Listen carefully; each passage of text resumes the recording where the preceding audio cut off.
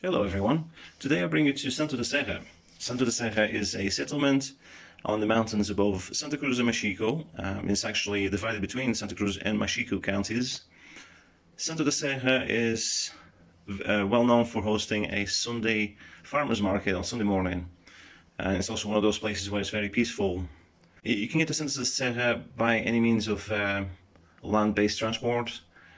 If you have your own car, there's a couple of bus companies that have regular buses up to Santo da Serra. One of them being holidaytour, and that's on the yellow, grey and white buses. And the other one is SAM buses, the green and white buses.